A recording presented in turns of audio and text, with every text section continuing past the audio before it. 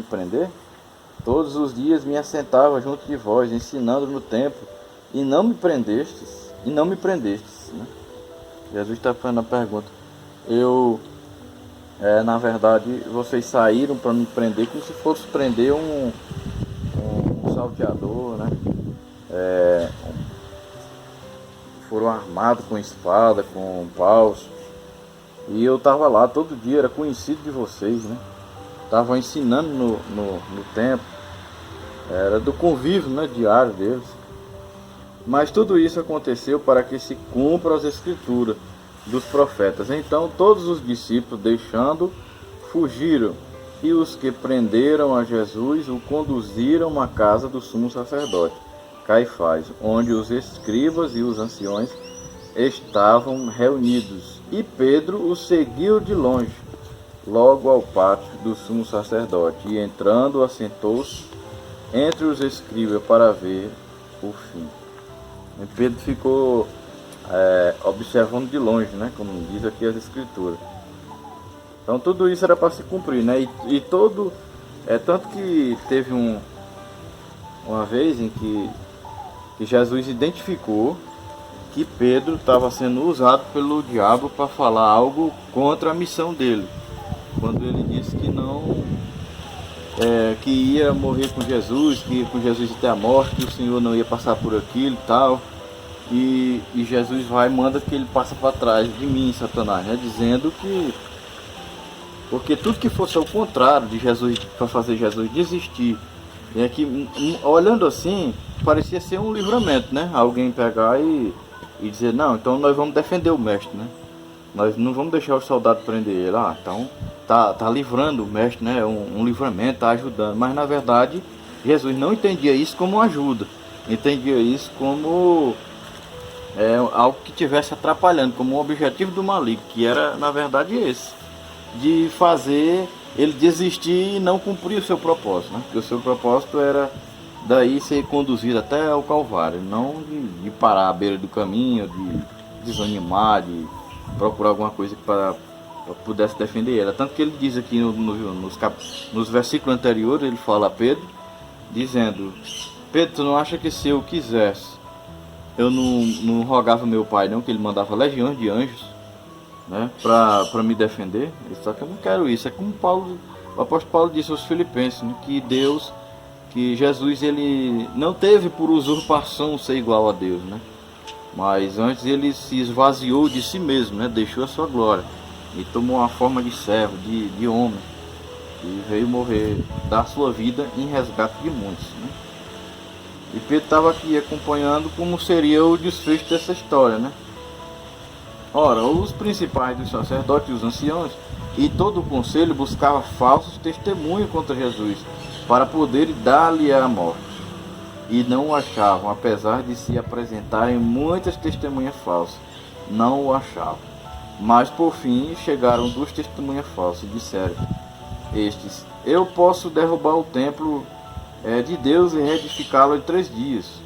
Foi o que essas testemunhas relataram que Jesus havia dito, né? E reedificá-lo em 3 dias. E levantando-se o sumo sacerdote disse: não responde coisa alguma aos que este dispõe contra ti? Jesus, porém, guardava o silêncio.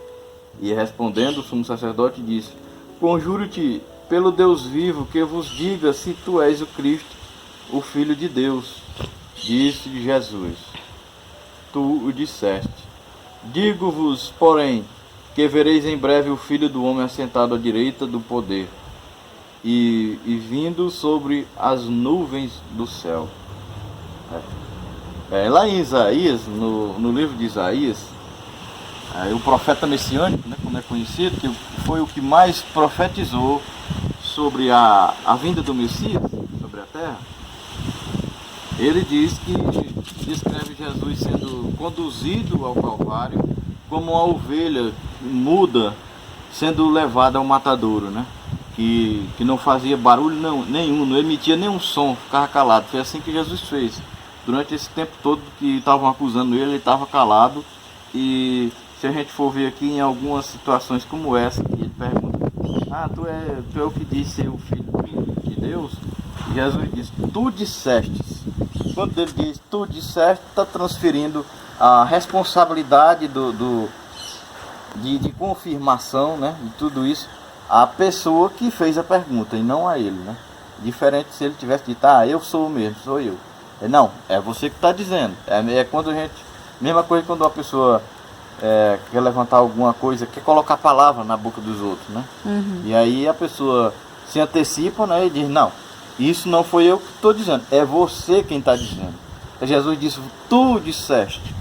Essa é a sua visão, é o que você está dizendo. Eu não estou dizendo nada. A responsabilidade não era dele, não trouxe para si, porque tudo isso tinha que se cumprir as escrituras, ele tinha que ser conduzido dessa forma, né, até o Calvário. Continuando aqui o texto. Então o sumo sacerdote rasgou suas vestes, dizendo, blasfemou, para que precisamos ainda de testemunhos? Eis que bem ouviste agora sua blasfêmia. Que vos parece? E eles respondendo disseram, é réu de morte. O sumo sacerdote lá em símbolo de protesto, né, rasgou suas vestes, né, de indignação, revolta, né, que era assim que era o rasgar as vestes, né, raspar a cabeça, essas coisas, tudo era um sinal de luto, de desespero, de indignação, de revolta. Então o homem estava muito indignado, muito revoltado, e isso, ele já fazendo isso, rasgando as suas vestes, causou revolta também nos outros que estavam ouvindo, e ele falou de um modo que pudesse as pessoas ser convencidas pelas suas palavras, né? Ele dizendo, tá aí, o que vocês querem mais? Vocês não queriam, o que a gente queria, tá aí a prova, para que testemunha mais? Ele está blasfemando, ele está dizendo que vai estar diante do Pai, que vai estar à direita, que vai vir sobre as nuvens do céu. Daí onde a gente fala do arrebatamento, né? Que é a vinda dele para a igreja, que será nas nuvens, né? Como diz lá em Eclesiastes, não, em Tessalonicenses, né? Melhor dizendo. O texto não, bem distante, não tinha nada a ver. Então o sumo sacerdote, ele se indignou, né? E como símbolo de indignação, rasgou as suas vestes e fez as pessoas ter essa opinião, né, de que Jesus era réu de juízo, né, de morte. Então cuspiram-lhe no rosto e lhe davam punhadas, e outros o esbofeteavam, dizendo, profetiza-nos, Cristo, quem é o que te bateu? Ora, Pedro estava assentado fora no pátio, e aproximando-se dele uma criada, disse, tu também estava com Jesus o Galileu. Mas ele negou diante de todos, dizendo, não sei o que dizes. Aí Pedro estava aqui já começou a negar, né? Pedro estava seguindo de longe, e quando a mulher perguntou a ele, tu é um dos que estava seguindo ele também lá. E ele praticamente se fez de doido, né? Não, fazendo que não conhecia, não sabia nem quem era. E saindo para o vestíbulo, outra criada ouviu e disse aos que ali estavam, este também estava com Jesus o Nazareno. Mais uma vez, segunda vez, Pedro, ele negou outra vez com juramento, não conheço tal homem. E daí a pouco, aproximando-se os que ali estavam, disseram a Pedro, verdadeiramente, tu és um deles, pois a tua fala te denuncia. Então começou ele a praguejar e a jurar, dizendo, não conheço esse homem. Imediatamente o galo cantou. E lembrou Pedro das palavras de Jesus, e que lhe dissera, antes que o galo cante, 3 vezes me negará. E saindo dali chorou amargamente. Aí é onde vem agora a questão do galo, né? Como a gente já aprendeu. Em que não necessariamente aqui seria um galo mesmo, uma ave, né? Acredita-se assim, é o seguinte, que em Jerusalém, nessa época não existia um tratado lá dos judeus que não criava galo, né? Não criava galinha por questões de higiene, né? Então na cidade não tinha galo, não havia galinheiro. Os sacerdotes, esse povo tudo era proibido de criar esses animais, né? Essas aves. porque era algo que foi decidido lá e, como eu falei antes, né, por questão de higiene, essas aves não existiam lá na cidade, não poderia ter nenhuma delas. E o galo aqui, tudo a gente leva a crer, que Jesus disse que era antes que o galo cante 3 vezes, né?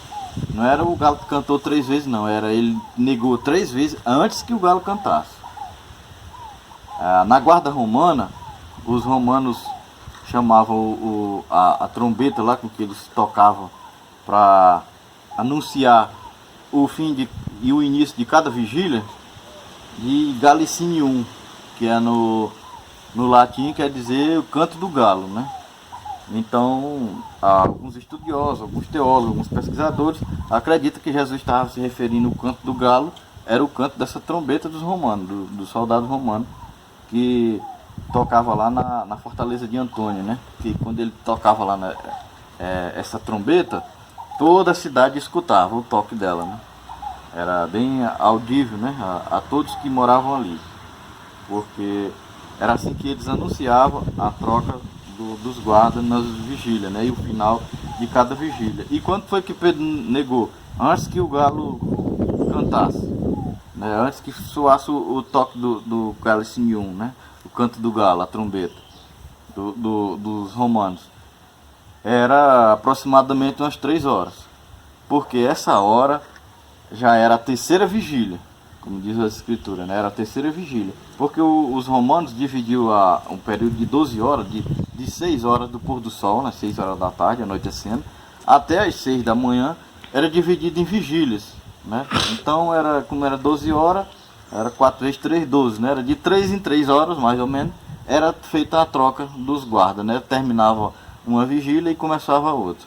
E Pedro já estava na terceira vigília, né? Na hora que ele negou, era aproximadamente perto de 3 horas da manhã, se não fosse já o relógio cravando às 3 horas da manhã, o ponteiro.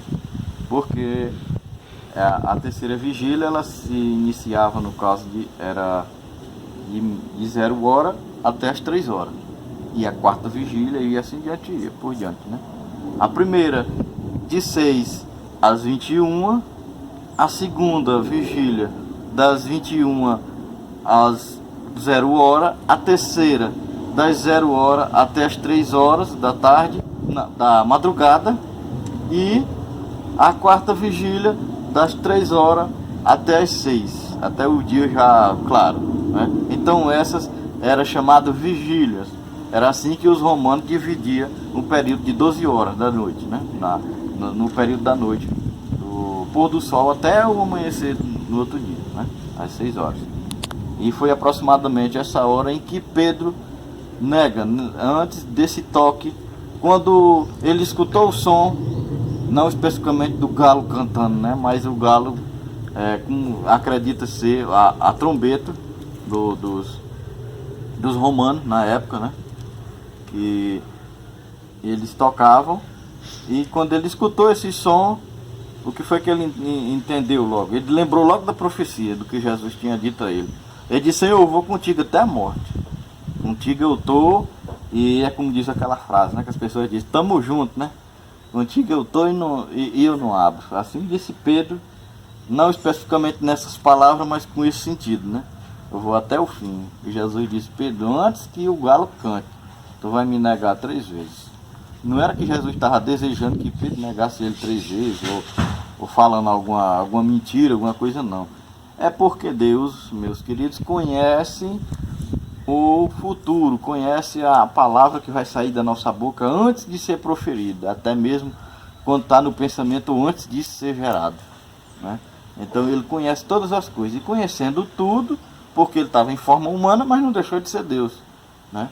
Quando a gente diz que Jesus era 100% Deus e 100% homem, é verdade, ele era completo os dois, né? Então quando ele fala isso, não está jogando palavras aos ventos, mas é uma profecia realmente verdadeira do que Pedro haveria de fazer. Então, Deus é aquele que conhece os nossos corações, né? E Pedro, quando lembrou disso, chorou amargamente, né? Quando lembrou das palavras A Bíblia diz aqui, ó, que saindo dali chorou amargamente, né? Lembrou das palavras de Cristo, né? Do que Jesus havia dito a ele, né? Porque muitas vezes não é só a gente tem que falar com o coração, né? Tem que ser de coração. Não é só a gente falar por entusiasmo, por aquele impulso, né? Ah, eu tô, Deus na minha vida, eu tá aqui, eu tô cheio da unção, tô isso e aquilo. Só por impulso, não. Porque Deus conhece o coração. Então, também não estou aqui dizendo que Pedro era falso, mas que Pedro muitas vezes se antecipava muito com as palavras, né? Isso a gente trazendo o exemplo dele para as nossas vidas, né?